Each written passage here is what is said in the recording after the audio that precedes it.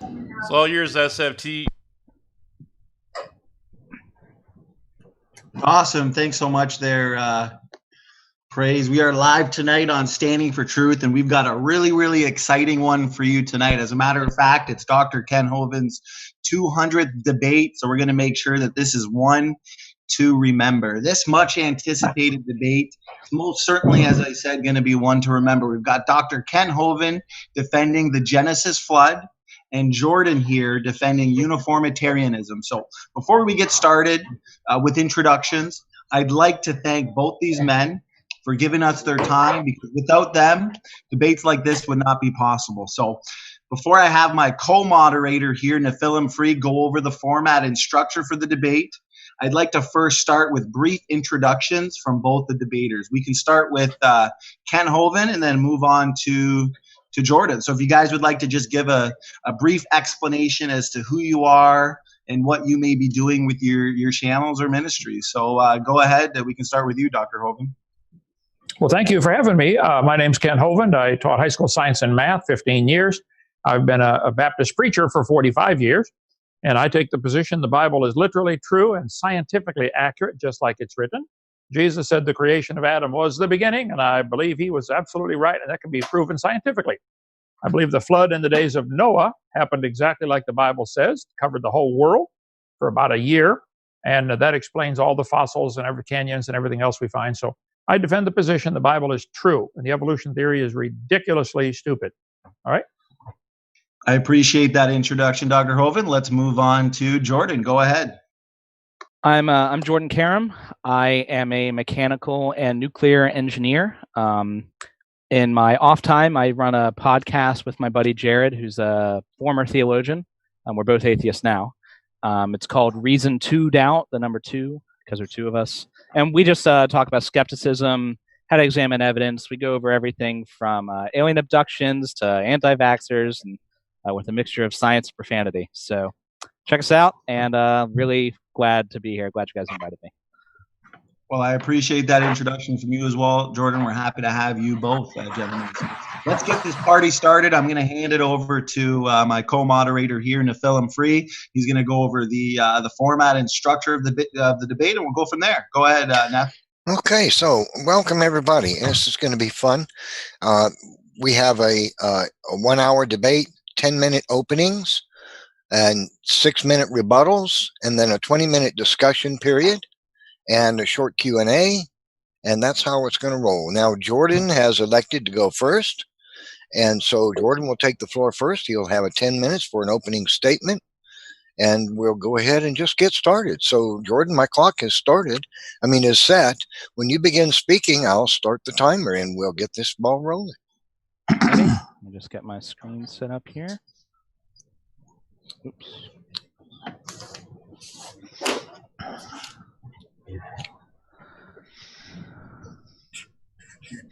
So just to recap, 10-minute opening statements, 6-minute rebuttals, 20-minute discussion, short closing, then Q&A. All right, can you guys see my screen? Yes. Phenomenal. All right. Again, my name is Jordan, and I used to be a young Earth creationist. I grew up learning from Dr. Hovind and others like him, and I was absolutely convinced that his interpretation of Genesis was correct.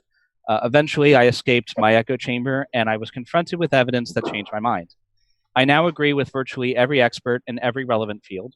I am convinced that the geological and fossil record took millions of years to get to the condition that we see them in today, through consistent but not constant processes.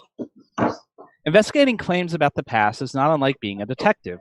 You come up with a model that explains the evidence and use it to make predictions that are either confirmed or not. If those predictions are confirmed, your model is more likely to be correct. Just as a detective can figure out who probably committed a murder, even if he didn't see it himself, we can figure out what probably happened in the past, even if we didn't see it. So today, I'm going to be looking at 3 pieces of evidence: radiometric dating, specific geological formations, and fossil sorting. I'll compare the predictions of my model versus the Hovind model, and we'll see which one holds up. So let's start with radiometric dating. Some elements in nature will decay, becoming a different isotope or element. The original isotope is called the parent, and the new isotope is called the daughter. Since we know how long it takes for the parent to decay, we can measure the ratio of parent to daughter and infer how long that amount of decay would have taken to happen. This process is called radiometric dating. The prediction of my model is that we should see evidence of advanced age in these ratios. In uranium-lead dating, geologists look at zircons, which are uranium-rich crystals. There are 2 isotopes of uranium that decay into 2 different isotopes of lead.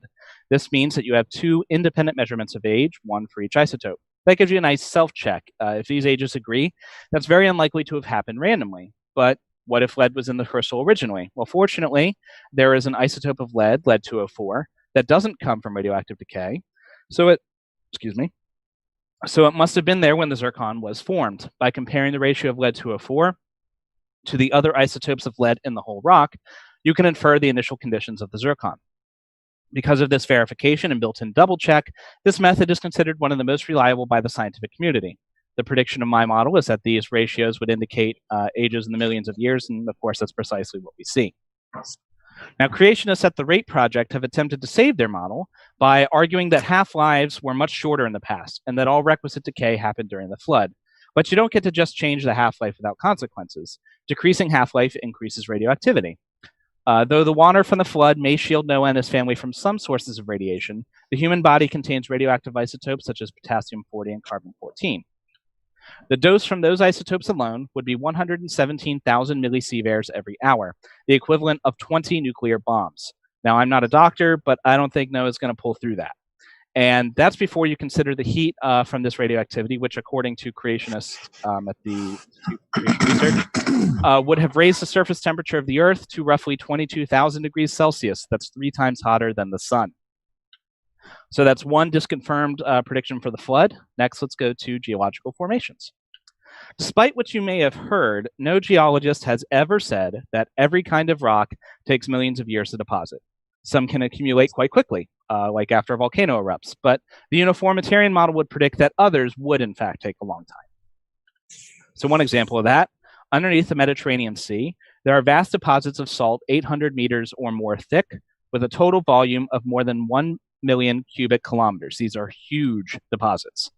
They're comprised of several different types of salt, dolomite, gypsum, anhydrite, and halite, which paint a picture of varying conditions over time because the different types of salt require different conditions to form. This event, the event that formed all this, is called the Messinian salinity crisis. Geologists have written extensively on this topic for 40 years, but here's the broad strokes of what they think happened. The Strait of Gibraltar closed at some point 5.5 million years ago, so the Mediterranean stopped getting water from the Atlantic and began to evaporate.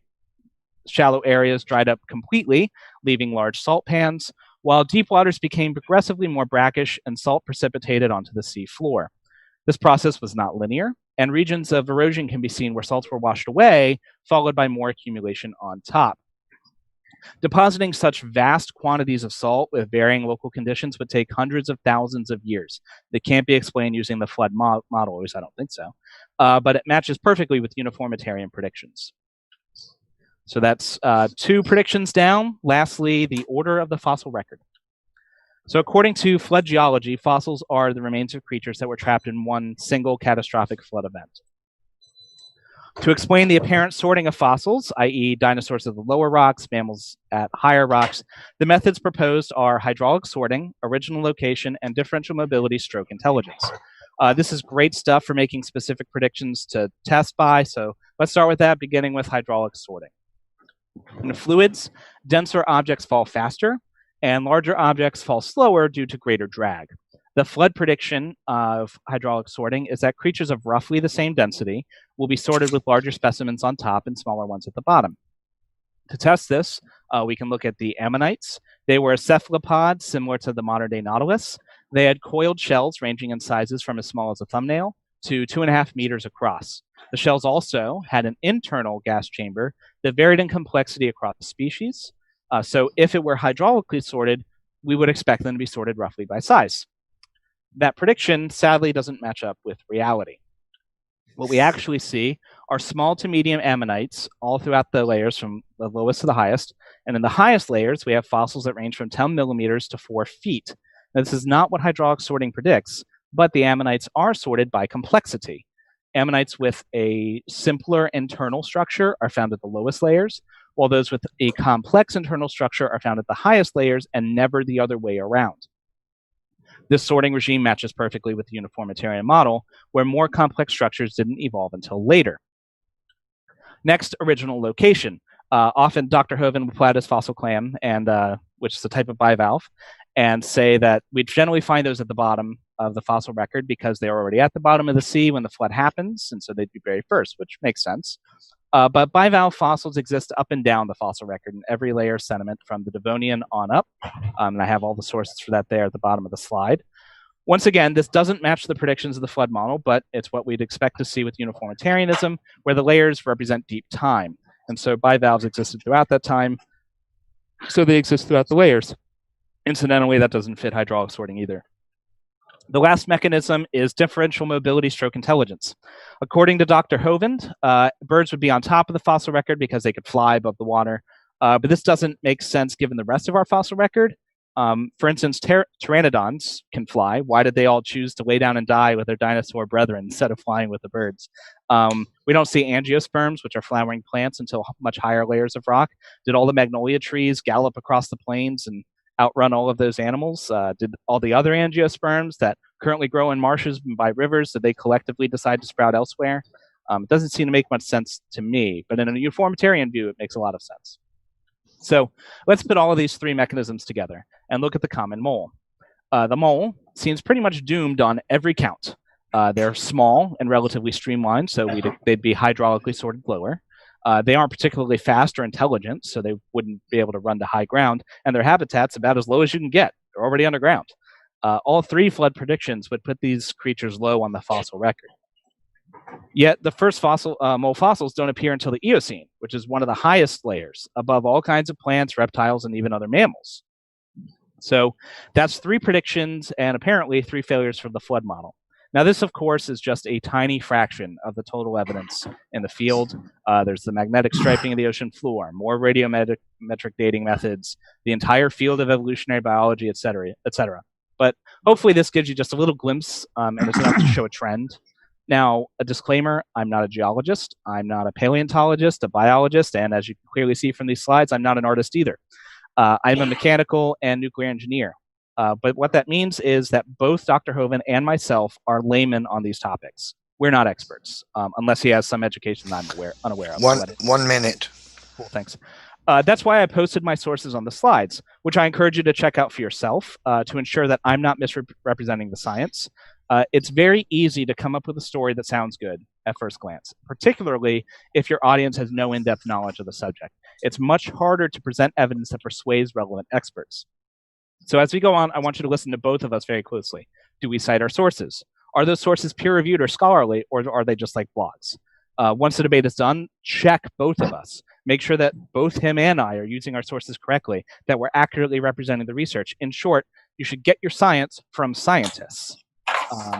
So I'm about done, so I'll just go ahead and see the rest of my time. Really looking forward to hearing what you have to say. Thanks. All right. Thank you for that, Jordan. That was Jordan's opening statement. It's time for Dr. Hovind. Dr. Hovind, you have 10 minutes when you begin speaking. All right. Well, thank you so much for coming, Jordan. I'm sorry to hear that you switched from being a young Earth creationist to believing you came from a rock 4.6 billion years ago. I think you jumped out of the frying pan into the fire on that one. I'm always curious why a person such as yourself, who claims to be an atheist, what do they offer as replacement for the biblical creation view? They seem to always be looking to pick holes in what the Bible says. And yet, if you look at the only alternative to a creator is the world made itself. So I would assume you have chosen to believe, capital B, believe, in the evolution theory. And the Big Bang the universe had to come from somewhere. So I think you would be wise to really honestly look and say, do I really believe that a mosquito and a whale have a common ancestor? You really believe that? I mean, hello, wake up, son. Anyway, so the three lines of evidence you gave are things you want to talk about. Dating, I cover that if we can during Q&A maybe. I have a lot of stuff on all the different dating methods. Carbon dating, potassium, argon, rubidium, strontium, lead, 208. I don't understand what you're thumbing for me. Oh, okay. All the different dating methods are based on some very obvious assumptions, Jordan. How much was in it when it started? Has the decay rate always been the same? Has there been no contamination? Those cannot be proven. You could, in a court of law, no dating method in an honest court of law, if such a thing exists, none of them would hold up. They would all be thrown out saying, look, there are too many assumptions. You can't know the initial content. You can't know there's not been any contamination, and you cannot know the I forgot. Oh, hey, brother, come in, brother. People coming in all the time around here. So I think there are so many variables on this that it's just not wise to call it science. It's wise to call it a belief. You can believe that if you'd like. There have been numerous examples, and I give lots of them, and I'll call them up if you need them, where wild dates have been obtained from samples, but the samples really are dated based on they're bracketed first on the geologic column, and they've admitted this for many years. What happened in 1830? Charles Lyell, a lawyer from Scotland who hated the Bible, wrote a book called The Principles of Geology, volume 1, 2, and 3. I got them on the shelf here. I don't see them now, but they're here. Anyway, these are the books that greatly influenced Charles Darwin to give up his faith. Darwin had gone to school to be an Anglican preacher, majored in theology, the only degree he ever got. And when these books were written by Charles Lyell, Darwin took one of them with him, or maybe it was sent to him on the Beagle as they sailed around the world for 5 years collecting bugs and birds. But Darwin thought, Charles Lyell really thought he was the cat's meow. He said, men of superior talent, he's talking about himself, who thought for themselves and were not blinded by authority. And Jordan, this is the same attitude you've picked up, okay, the scoffing attitude. False conclusions, futile reasoning, ancient doctrines. I'm sure you were taught in school that the Bible is an ancient goat herder's manual and all that stuff. I've heard all those things. And you rest on scriptural authority. And this is the kind of stuff they feed kids like you with going through school. And some of you swallow it. And I'm sorry. Page 41 of his book, he remarked of how much interest of religion as well as those of sound philosophy had suffered by mixing sacred writings with questions of physical science. And in your engineering training, I'm sure you're taught, the physical science, the decay rates of these various objects, potassium, rubidium, strontium, lead 208, lead 206, carbon 14, etc. These decay rates are physical science, and they prove millions of years or tens of thousands, they prove the Bible wrong. That's what you were taught, and this was hammered into your head for probably years, okay? Lyell said, he reasoned philosophically against those who regarded a disordered state of Earth's crust as exhibiting signs of the wrath of God. This is a slap at Noah's flood, which is what you're going to do here tonight. And he said, if you believe the Bible, you have a religious prejudice. Lyell clearly said his goal was to free the science from Moses. In other words, get rid of the Bible explanation. Lyell's the primary guy who created what we call today the geologic column. It's been greatly modified, but you used it tonight. You got the Cretaceous, Jurassic, Triassic, Permian, Mississippian, Devonian, all that stuff. The geologic column can only be found one place in the world, and I think you should know that, Jordan. It's only found in the textbook. It's certainly not uniform all over the world. Out of these layers, there may be a random shuffling where occasionally you find a little section, but then you got to, how do you know it's a Jurassic layer? What's the difference between Jurassic limestone and Permian limestone or Mississippian limestone? They're all limestone. They determine which one they call it by what types of fossils they're found in there. Pure circular reasoning. What happened in the early 1800s, each of these layers was given a name, like Jurassic Park. It was given an age, 70 million years ago, and it was given an index fossil. So they said, if you find this fossil in this layer, this will be called Jurassic, or Triassic, or Mississippian, or Devonian, or Silurian. The whole thing was made up in the 1830s. The geologic column, does it exist? There's a great article on creation.com, just accessed a couple months ago, saying, no, the geologic column does not exist. Now, it is a fact the Earth has many layers of rock. It's a fact Grand Canyon exists. I've been there many times, flown down in it, rafted in it, climbed up and down. The Grand Canyon exists. That's not a question. There's two options. It formed slowly by a little bit of water and lots of time, or it formed quickly by lots of water and a little bit of time. I know this, if you watch Dam Break at Dinosaur Adventureland, you'll see our little dam washed out in 7 minutes. Grand Canyon, if you plugged it up, that would take a lot of dirt, but if you plugged up Grand Canyon, lakes would back up on the north side that would be 5,000 feet deep. You're an engineer, you know the pressure 5,000 feet of water exerts. Once it starts going over the top, it's going to not only erode, it's going to be abrasive because it'll pick up sand, gravel, clay. It'll be liquid sandpaper. So you have erosion and abrasion, And you'd also have cavitation. Rapidly moving fluids, air or water, can create cavitation, a suction on the material around it. So I think there are numerous factors with rapidly moving water that would form Grand Canyon probably in a week or two, not millions a year. It is a washed out spillway. It's a breached dam. Now, it's a fact the Earth has layers of rock. I agree. I've seen them. Taught her science 15 years. You guys believe that these layers form slowly and are different ages. And yet there's nice continuity, nice neat lines between them and polystrata fossils connecting them. I think it's ridiculous to believe those layers are millions of years different in age, but you can believe what you want. The creationist says, no, these layers are all from the flood in the days of Noah. And you guys who believe in evolution, believe, capital B, are constantly trying to erase this line and make your theory part of the fact. No, Jordan, it is a fact. The Earth has layers. It is not a fact. They're different ages by millions of years. The geologic column is actually the Bible for the evolutionist. You gave up on God's word to believe in a rock book. All these layers are different ages. It can only be found one place in the world, and that is the textbooks. I would like you to show me where I can go actually see and study this geologic column, and I'd like you to explain to me, why did they name the layers what they named them? If they find limestone and then limestone later and then limestone later, why did you name it Jurassic? Why not Mississippian limestone? It's because of the index fossils, and they know it. This textbook says, if there were a column of sediments, unfortunately, no such column exists. There is no geologic column. It doesn't exist. They talk about the geologic strata and all these layers. This is what, if the geologic column existed in one place, it'd be 100 miles thick. This is lie number 7 in my series of 45 lies in the textbooks you can see on drdino.com. So they said this article is detailed examination of the young Earth creationist claim that the geologic column does not exist. It is shown that the entire geologic column exists in North Dakota. Oh, so they found one place on this giant world where they think the layers happen to be in that order.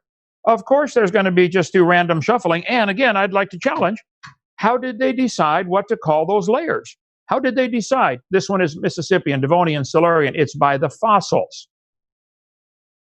Anyway, hypersaline water. So I would talk about all this kind of stuff in my seminar. Okay. Index fossils may have been found in order in some place, but that's a result of random shuffling. It's going to happen. I can shuffle decks of cards and fling them out 5 million times and eventually get all the aces together. Yeah, that's random shuffling. So my position is these layers of strata that you see, for instance, in Grand Canyon, all had to be deposited very rapidly for multiple reasons. One, they're nice, neat layers stacked on top of each other. If that layer sat there for 4 million years waiting for the next one, don't you think there'd be some erosion marks in between the layers? 51 seconds. Is it going to rain once in a while in 4 million years? I got 1 minute left. Okay. So my position is just simply shaking of mud and sediments and stuff like that, hydrologic sorting, would create all the layers that we see on the Earth in a matter of less than a year. We have these things at our Dinosaur Adventureland, and come on down, Jordan, I'll give you a tour of the place. You can flip this over. There are 4 different densities of sand, black, dark blue, light blue, white, and it makes 100 layers every time you do it. Water does that kind of thing. The bent layers indicate rapid deposition. The smooth gravel, all over the world, gravel is rounded. We live in a gravel pit here. I'll give you a billion rocks if you want. They were in a rock tumbler called Noah's flood. So come on down. We'll be glad to explain all that to you from how the tide would have done rock tumbling all over the world. Anyway, go ahead. Okay, thank you for that, Dr. Hovind. And we're into the 6-minute rebuttal period now. Jordan, you have 6 minutes to rebut, and your time begins when you start speaking. All right, so Dr. Hovind spent a lot of time talking about this guy named Lyell, science from the 19th century, who was formative in the stratigraphy and the layers. I mean, that's awesome, but we don't base our science on people who lived in the 19th century. They may have started, but we stand on the shoulders of giants. So yeah, you do. I don't, I'm not going to defend his views or his arrogance because we've got plenty of work since then. So I'm going to focus on stuff that's more modern. In terms of replacing the biblical view, I replaced it with what I perceive to be the evidence. Talking about the Big Bang and whatnot is kind of off topic for this, but I have talked about it in other forums, and I'd be happy to do that. But I'm not going to go into that today.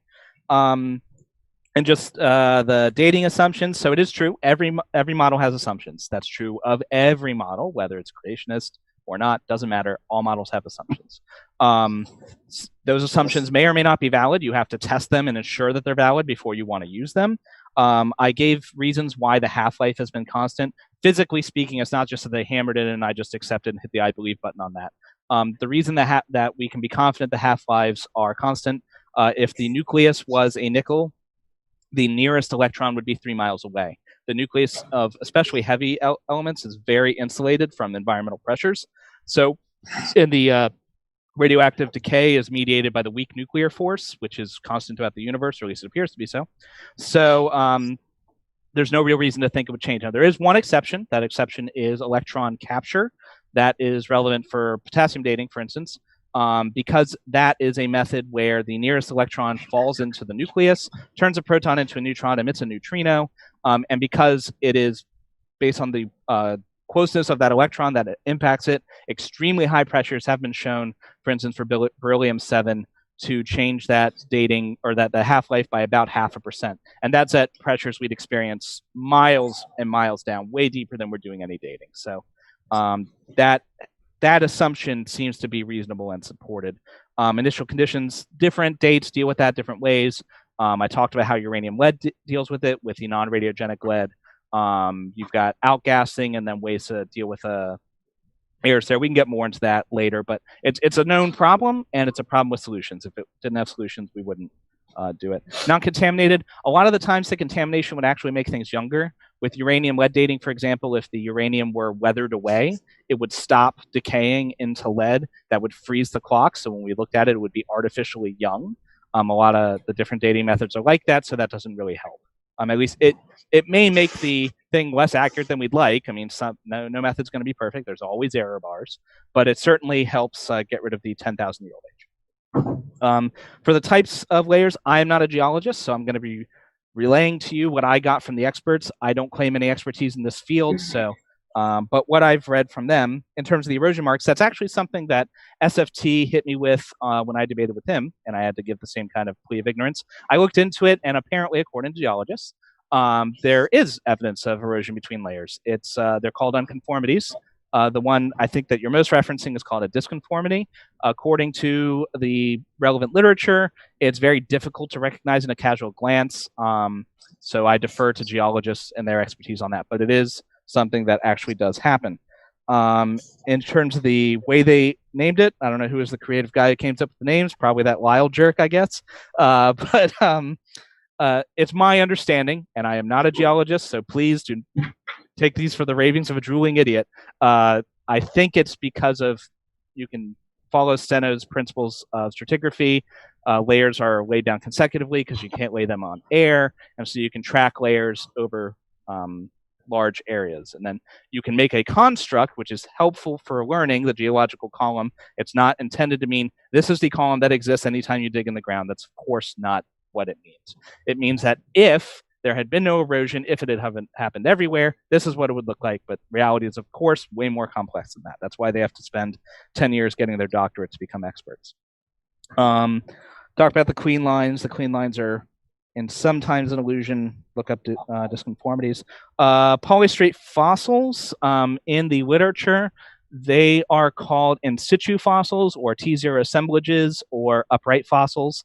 There's a fantastic paper on this, 2011, by DeMichel and Falcon Lang, titled Pennsylvanian Fossil Forests and Growth Position.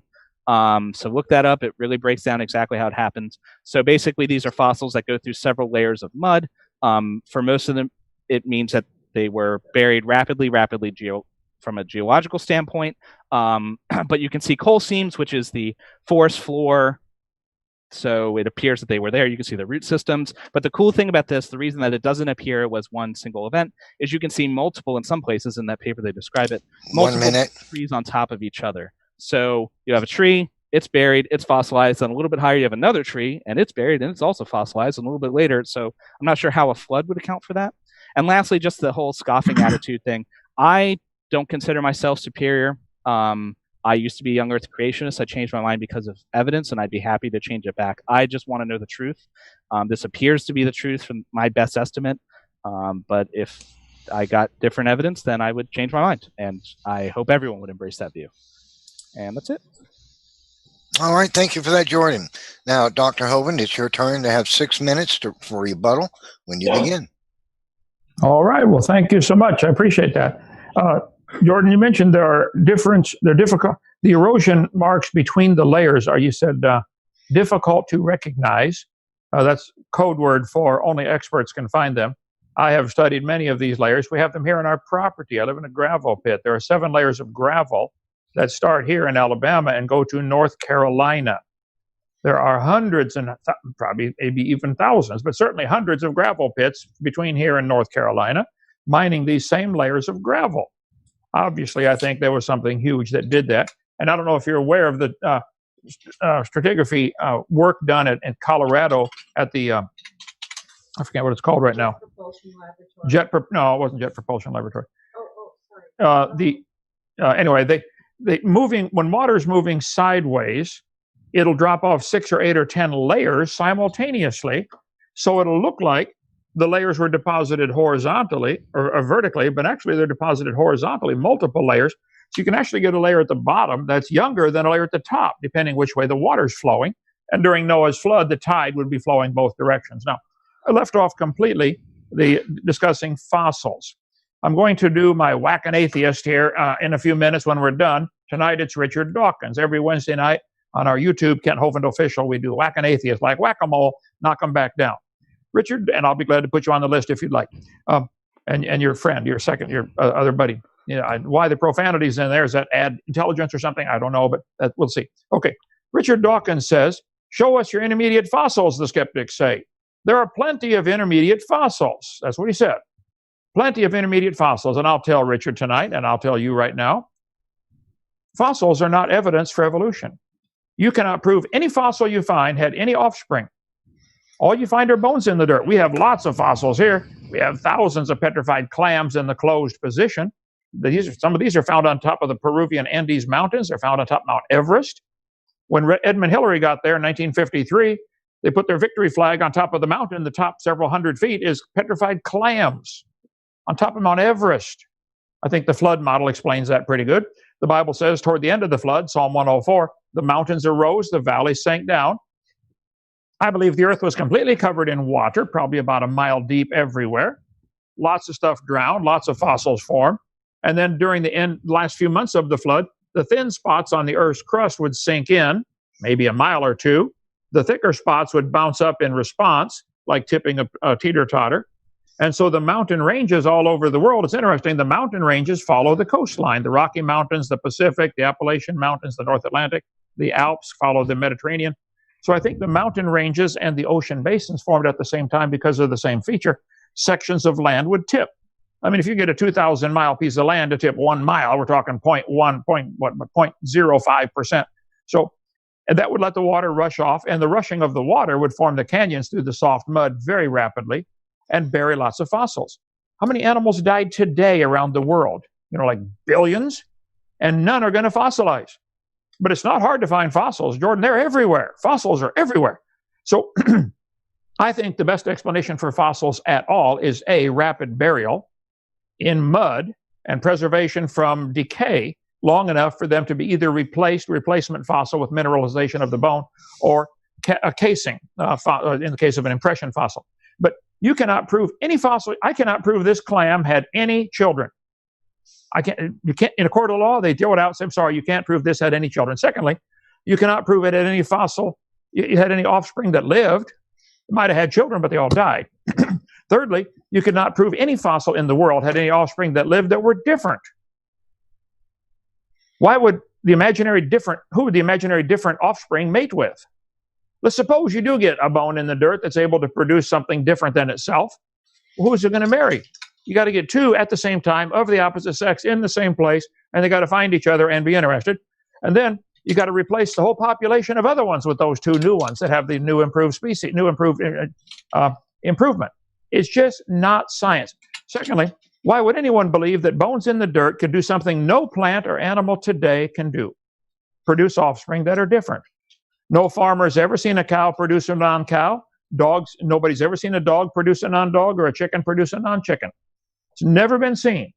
So you have chosen to put your faith, your belief, in the completely unseen theory that animals can change to something else. Nobody's ever seen that. I feel sorry for you. I think you gave up the only thing that's logical, God's word to accept something illogical. Last thing you said, 1 minute. all models have assumptions. I agree. The creation model has assumptions. I assume there's a creator. I assume there was a worldwide flood. I think the evidence points that way. I cannot prove that in a court of law. And you cannot prove that mosquitoes and whales are related. You can believe that because of whatever reasons you want. And you can believe we all came from a dot of nothing 13.772 billion years ago, but it's not science. So my question would be very simple. Since neither creationists nor evolutionists can technically prove scientifically their point, why are we all forced to pay for your religion to be taught?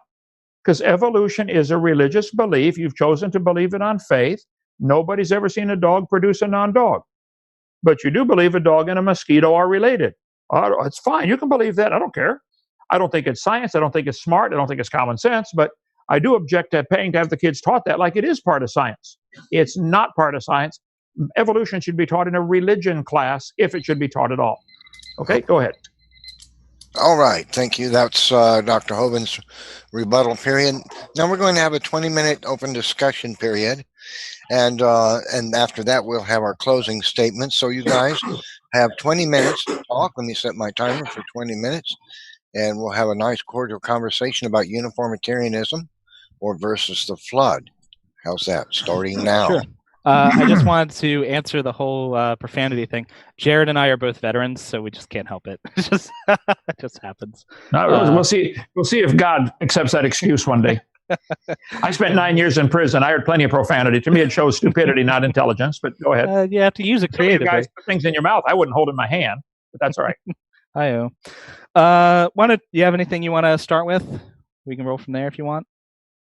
Well, maybe the layers. Well, you said you're not an expert in the geologic column, but I can show you pictures. Maybe you've seen my seminar of petrified trees standing up, running through two different seams of coal. I should call that up here, but I got 14,000 slides. But if you have a tree standing up, running through a seam of coal, 5 or 6 layers of rock, and then a different seam of coal. Up in North Alabama, they find a lot of them, the Mary Lee Formation and the Blue Creek Formation, both layers of coal. According to the theory, a forest has to grow. The trees have to get compacted, turned to coal over millions of years or some amount of time, and then more layers deposited on top, and then a whole new forest has to grow. And yet there are no roots into the layers below, none. And the tree, I'll just call it up here. The tree is connecting 2 layers. Let's see. Geologic column. It's better if they ask the questions in the same order that I have my answers. That would help a lot. Well, while you're pulling it up, anyway, the picture. Polystrate fossils going through 2 different seams of coal, I think, completely negates the idea that you were taught that this can be answered. I don't think there's a possible answer for that other than all the layers formed in less than a year, which you would get. How many layers just formed on this thing in the last 10 minutes while I let it sit here? So I'll give you 20? the answer. That's my understanding, and I am not a geologist, okay. so please get your geology from geologists. But my understanding would be that the tree would be buried at least part of the way, and that would cause the first coal seam eventually after it compacts. But all that's necessary for the tree to fossilize is that it's buried faster than it decays, and trees can last without decaying for sometimes years and decades. It depends on the tree and the conditions. I agree. So my understanding as a layman would be that you'd bury the original tree, another forest bed would begin to grow, and then being in a situation where it's likely to be buried, that's evidenced by it happening once, it gets buried again. And so you'd have the appearance of this tree buried once, buried however many times, and you'd have another coal seam buried again. That would be my understanding. How would that happen with a second coal seam, though, in the flood? Like, what would that represent? Well, during the flood, you would get log mats as big as Texas floating back and forth across the ocean, being carried back and forth with the tide. I mean, the flood would rip up trillions of trees, and they would tend to float in log mats in the vertical position, a horizontal position. So as any log mat floats around, certain types of wood, or depending how bad it's fractured from being twisted out of the ground, will be waterlogged faster than others, and they'll sink to the bottom. Mount St. Helens has multiple layers forming at the bottom of Spirit Lake, and it had only been 40 years since the volcano erupted. Here's a petrified tree standing up, running through multiple layers. Here's a person standing next to a petrified tree. These layers that are running right up to the tree do not have any signs of being inclusion, being pushed into place, or being shifted in any way. The layers are nice, neat, smooth layers. I've been to see them in Yellowstone National Park. There are 27 layers of wood standing up, many of them broken off, like this one here, Yellowstone National Park. Petrified trees in the standing position. You can watch my video number 4. Here's the coal mine in North Alabama where they find one of the guys who works there, Dr. Donald McDonald, Troy State University, wrote to me and said, "Can't we find them all the time?" He works in the coal mine, digging for the coal. There they are right there, digging out the seams of coal. He said, "You'll find petrified trees. Sometimes the tree is sitting right on top of a seam of coal, no roots whatsoever, just like sitting there." This one was running way up here, and the rest of it broke off. So the Mary Lee and the Blue Creek Formation are coal seams up in North Alabama here. We don't have any coal down here that I'm aware of, but in our gravel pit. But if you look at the fossils that are found, Don sent me this. He said, "Kent, we got fossil A, B, C, D, E, F, G, H. And if you put them all together, tree H runs up through the Mary Lee Formation. Tree A runs through the Blue Creek Formation. But yet they also both run through this layer in between. Hold it. That's scientific evidence that those layers had to form before either tree could decay completely, which would certainly be less than millions of years, maybe 10 or 20 years. Under mud, maybe preserved a little longer. Here's one that is running through a seam of coal at the bottom. This is in Tennessee. A different seam of coal at the top. And in between are these layers budded right up to it. Now, I know what you were taught. I was taught the same stuff. These layers form slowly over millions of years. First of all, they tell you the top layer is younger than the bottom layer. I say, stop right there. Think about it. Where's this top layer coming from? Outer space? All these layers were in this glass thing at the same time. They're sorted by hydrologic sorting, but you can't say the top layer is younger than the bottom layer. All right. So all the layers are the same age. You've hit a lot of things. So let me try to hit some of them. Okay, go ahead. So trees don't decay immediately. All that's required is that they're buried before they decay. And I don't see why that would be an issue in my model. It just means that they have to be buried quickly, geologically speaking. You can have floods. There just don't need to be global floods. So I don't see why that's a particular issue. I would wonder why, if things are floating, so obviously plants float when there's a flood and whatnot, why we wouldn't see a bias of plants. Like, why do we have plants all throughout the fossil record? Why doesn't it appear that they were deposited selectively by floating? That would be a question. You hit a lot of stuff. I lost track of a lot of it. So yeah, I'm sorry. It's okay. Yeah, so I don't know. I lost track of any other point you might have made if there's something I missed. Okay, let me object and say there's no such thing as a fossil record. There are fossils, lots of fossils. We have thousands in our museum, but there's not a record. None of them have a date stamped on them. None of them can talk. So somebody's putting their interpretation on them. Yeah, they would say this clam is found in the Jurassic layer, so therefore it is 70 million years old. It doesn't say 70 million on it. Somebody put their interpretation on it, and you can believe their interpretation if you'd like. But that's the case. Clam it had to be buried alive. It's closed, Jordan. Clam. That's first of all, that wouldn't be. So you have to look at a model with its predictions, and I agree. Right. So it wouldn't be a prediction of my model, or when I say my, I mean the scientific community, is the uniformitarian model, that all the clams would suddenly spring open as soon as they die. I have a quote. The clams do open as the muscles relax, but if they were buried quickly, which fossils are evidence of being buried quicker than they could decay, Roger Portell, and the Invertebrate Paleontology Collections Director at the Florida Museum of Natural History, says, as clams die, fine sediment and particles wash inside. As more sediment settles on top of the clams over time, they close, becoming excellent long-term storage containers. So what's happening is the clam is buried and dies. It starts to open, but sediment is being packed on top. That would tend to force it close in some cases. So having fossilized closed clams, say that 10 times fast, doesn't refute anything in my model.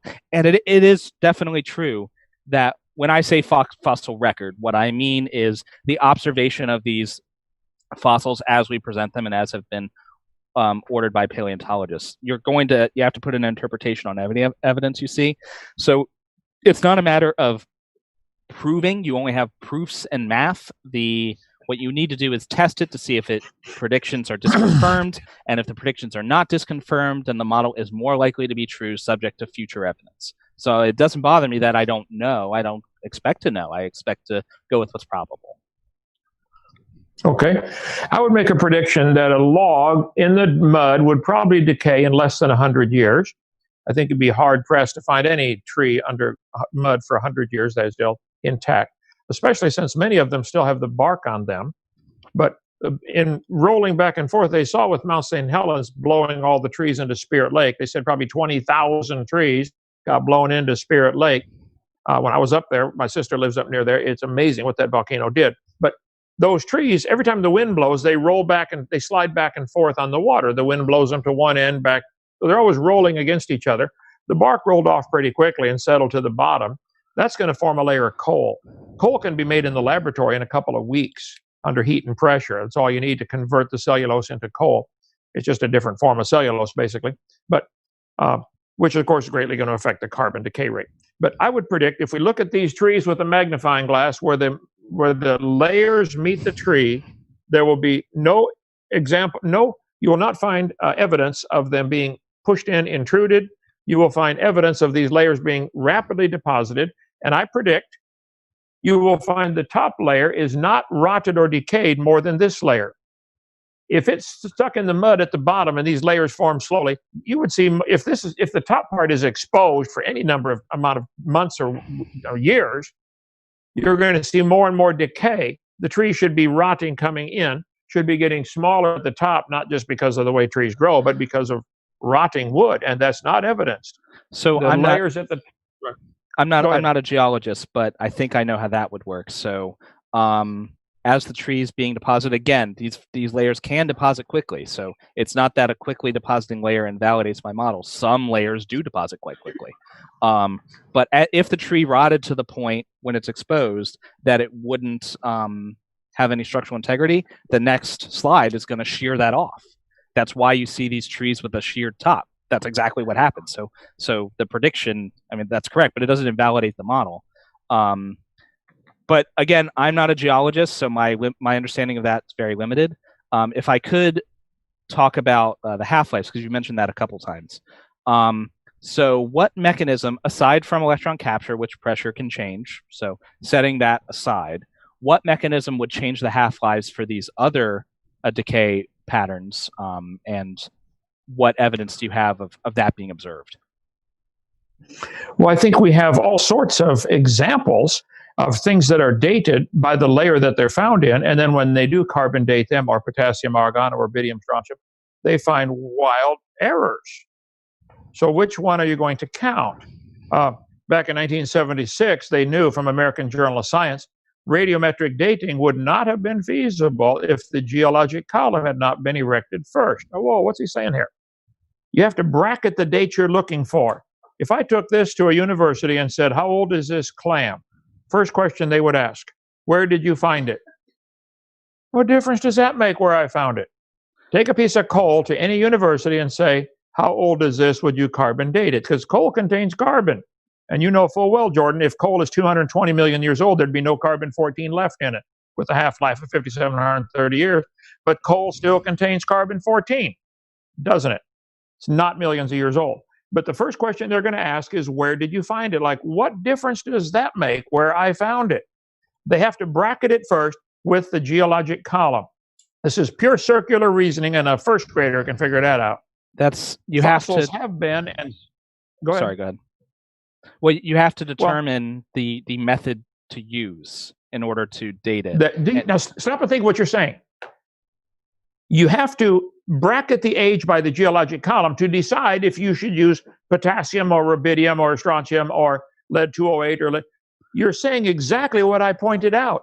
This is the hypocrisy of the whole thing. Allow me to speak. You speak. have to first decide how old. Allow me to speak more precisely. You can't decide. Okay. So when I ahead. say you need to decide what method to use, I mean methods are expensive, and you just don't throw every method at every fossil because we'd run out of money. So it's kind of like if you found that fossil so far down, it would be a waste. Well, it would be a waste of time to date a fossil with carbon dating anyway, because there's no carbon in it. But if you find Why is something, that? What if it contained carbon?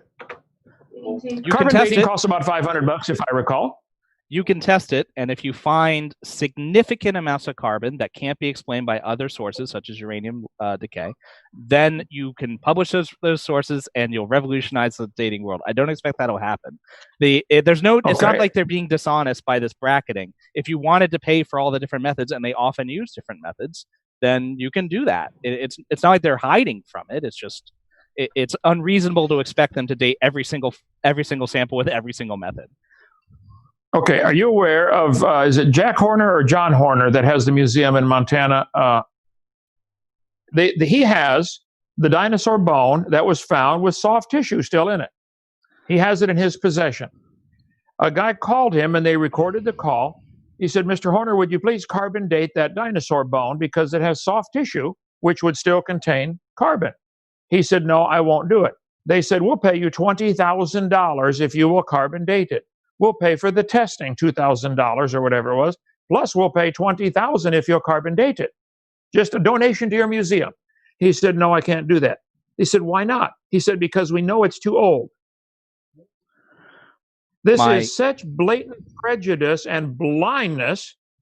It's got soft tissue. For heaven's sake, it's got carbon.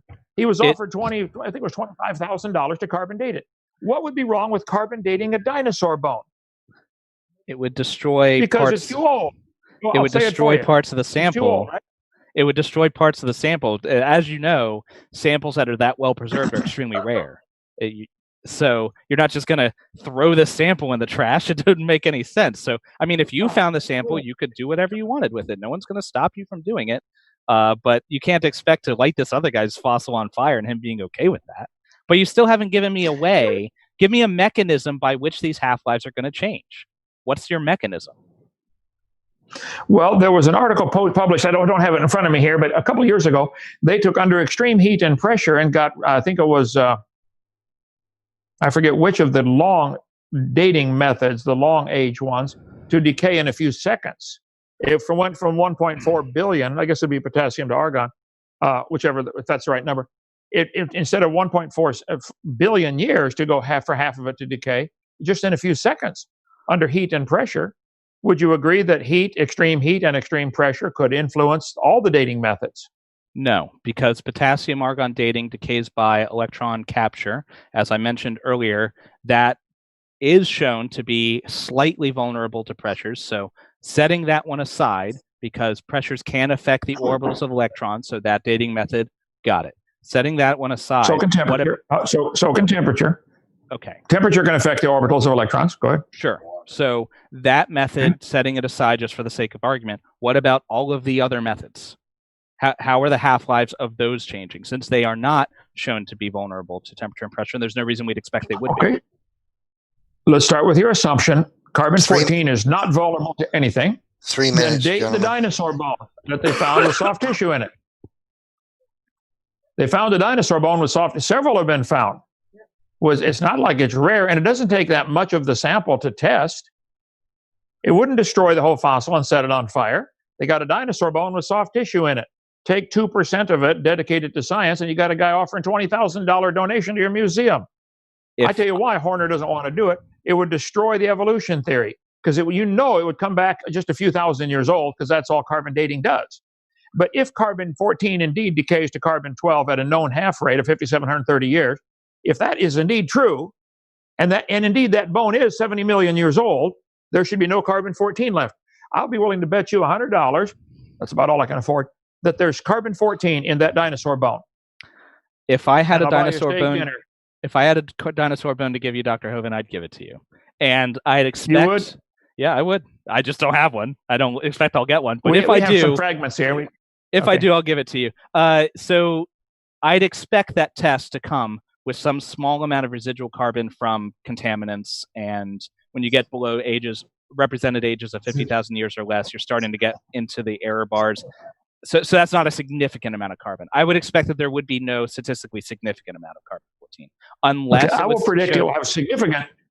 I'll predict it'll have significant amounts of carbon-14, way beyond the error range, and I would predict if it was demonstrated that a dinosaur bone had carbon-14 still in it, significant amounts, and you could isolate all the contamination effects by digging down deep enough into the bone, into the marrow, someplace where it was not contaminated, and if it could be contaminated, how do you know all the other samples they've taken over the years were not contaminated? Why would you isolate one age and throw it out when let's throw them all out then?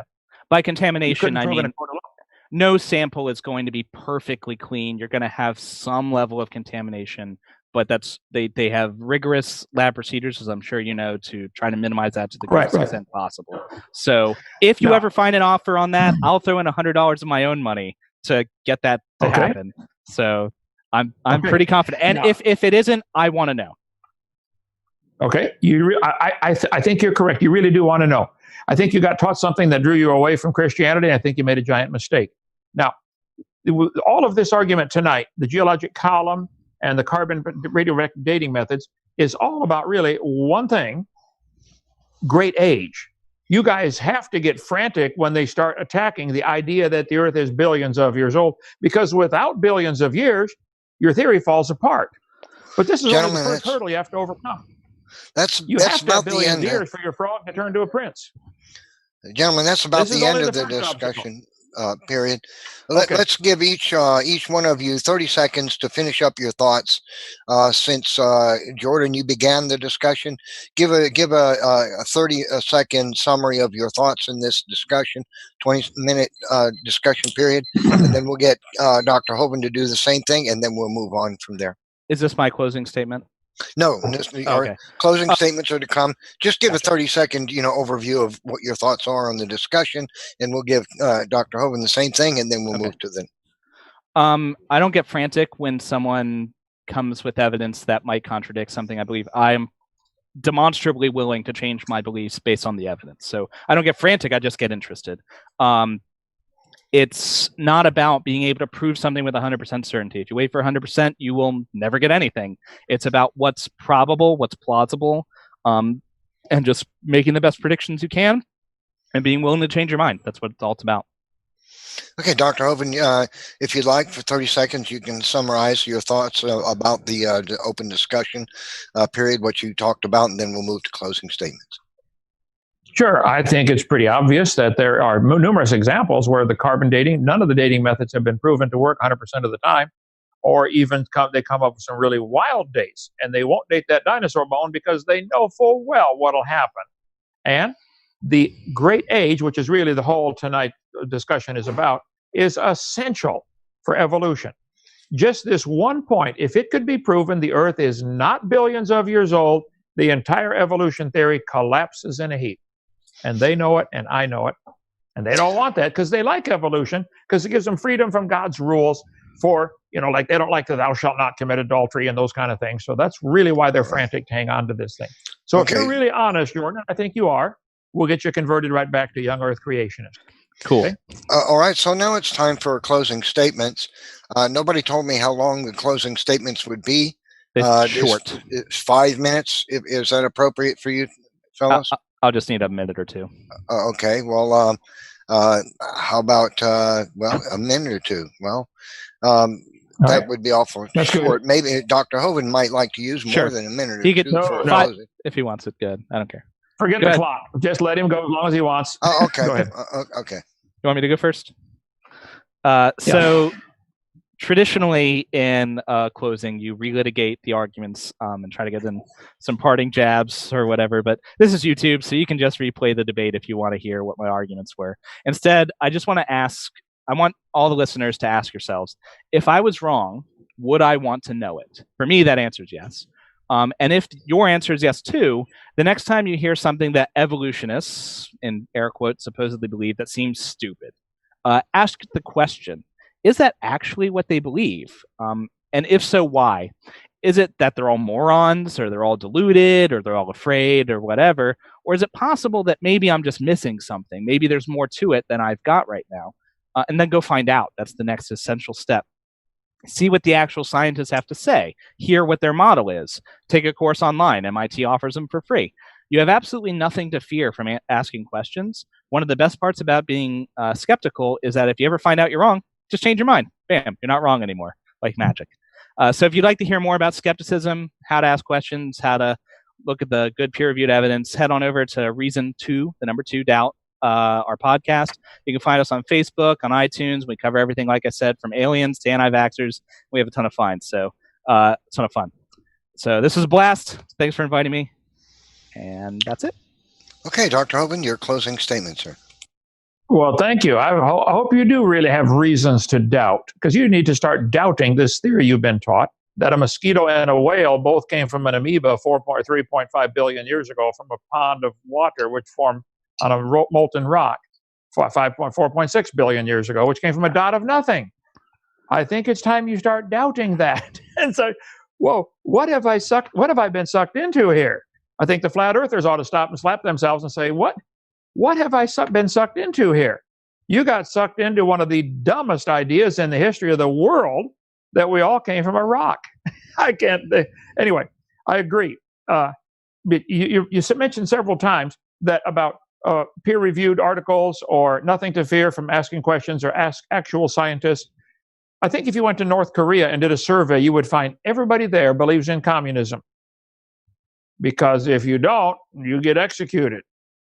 I think you'll find in America, the academic circles, if you don't accept and at least toe the party line with this evolution stuff, you will get excommunicated from the temples of higher learning.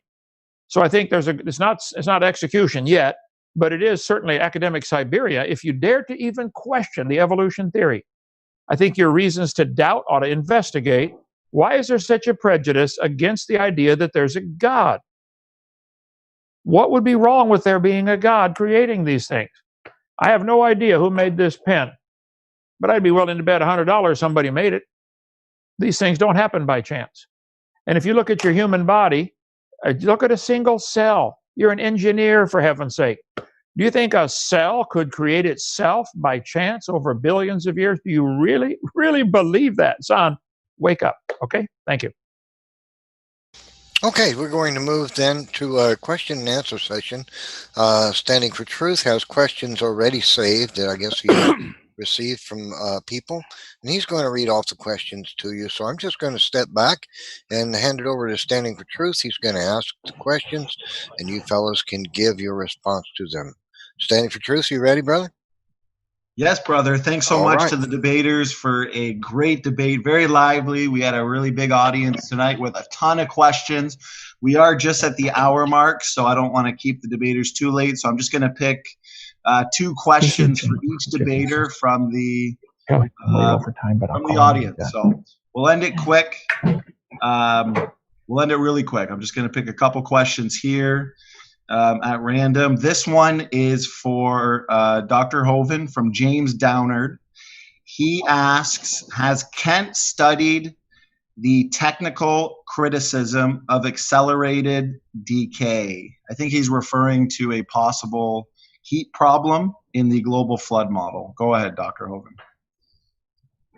I guess I'd like to see what problem he's talking about. I'm not aware of anything that can't be answered so far. I've not seen any technical problems with the flood model. The Bible says certainly there was a flood, and the Bible, if you look at the Bible model, there was water under the crust of the earth, according to Genesis chapter 1. The earth was founded on the water and in the water.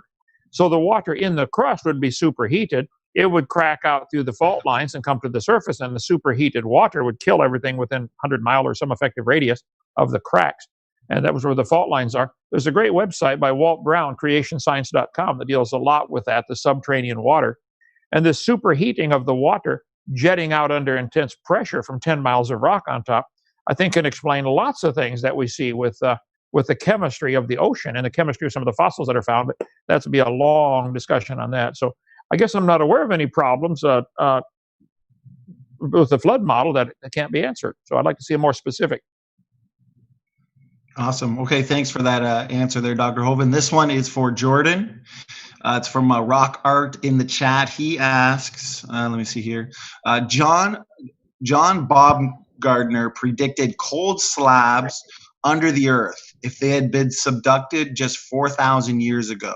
These predictions have come true. Why do evolutionists ignore this? Go ahead, Jordan. Again, I'm not a geologist. That's not my area of expertise. So I'm not familiar with all the literature. My understanding as a layman but knowing heat transfer, would be you'd expect some amount of cold slabs in the magma because heat transfer takes time. And as it's continually moving, as parts of it is melting, you'd get more fed in. That's my understanding as a layman, but I'm just a drooling idiot when it comes to that field. Go talk to a geologist. Okay, if we're done with that question, I just got one more for each of the debaters. So this one is for Kent. Has any creationist ever presented arguments for how strata became rock lithification? I just read that. I can make strata in my yard in a few minutes. You get a layer of mud, you lay it out in the sun, it turns to rock. I mean, almost all the sedimentary rock was at one time in the semi-liquid or liquid form. Limestone, obviously, slate, shale, all the different, not igneous rock, but all the sedimentary rock, of which 75% of the earth, I think, is covered by sedimentary rock. It was mud at one time. We got layer after layer right here on our property. This was a gravel pit for 50 years. They dug gravel, sand, and clay out of here. We have layers of clay like 4 or 5 inches thick that just go for hundreds of feet. Just modeling clay like you'd buy at Walmart. So yeah, the stratification, you can make strata in minutes. Take some mud, get some clay, mix it with water, make a paste out of it, lay it out in the sun. You can make strata in, well, a couple hours, maybe not minutes, but depending how hot it is that day. It gets hot down here in Alabama. I could probably make it in about an hour. Come on down, I'll make some for you. Okay, thanks for that answer. Right before this last question, I do want to thank you, gentlemen, for staying slightly over time. It's been a really good debate. Like I said, a big audience today. Everybody enjoyed. So this last question is for Jordan. It's from Philip in the chat. He asks, where did the energy come from to form a singularity and for it to expand? If you don't accept creation, you still can't rule out the possibility of the supernatural. Go ahead, Jordan. So I actually did a debate on my buddy Titus's podcast, Proselytize or Apostatize, on the Kalam cosmological argument, and so I kind of cover that there. Really briefly, there are cosmological models. The short answer is we don't know. Nobody knows the precise mechanism that the Big Bang used. It's a kind of a placeholder. Probably won't have that figured out until we have quantum gravity figured out, and I am not a physicist. But from my understanding, there are cosmological models that are infinite. So, for example, if the gravitational constant is such that the universe is almost flat, you can have the negative energy that comes from gravity, which appears to precisely cancel out the positive energy you get from matter and light, and so you might have a zero energy universe, in which case you wouldn't need any energy, the ultimate free lunch. Is that true? Is that actually what happened? We don't know. And if anybody has more questions, hit me up on Facebook, reasonodoubt.com. I'll answer all of them. Not.com, facebook.com, but Reason to Doubt.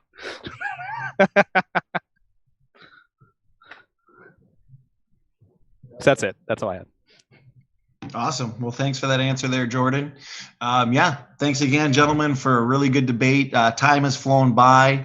I'm going to throw it over to, actually, before I give it to Praise to shut it down, did the debaters have any closing statements? Did you guys want to plug in your channels or anything like that before we... Thanks for coming out, Ken. I know you had a lot, your schedule's super busy, so thanks for doing this. It was awesome. Yeah, well, thank you. And come down and visit Dinosaur Adventureland, Lenox, Alabama. It's a free Christian campground. We have all kinds of stuff. We have a science center. You can see all kinds of stuff about science and the Bible. And we believe the Bible's true. And you're going to be judged one day, son. I want to get ready for that day. I predict you'll be dead for a really long time. I agree. Long time. Okay. All right. All right. Thank you very much, gentlemen. It was a good debate. You handled yourselves very cordially. It was a very pleasant debate to watch, and I applaud both of you. Thank you so much for it. All right. Thanks, guys. It was awesome. Awesome. Thank you. Thanks Okay. so much, Bye-bye. guys. God bless.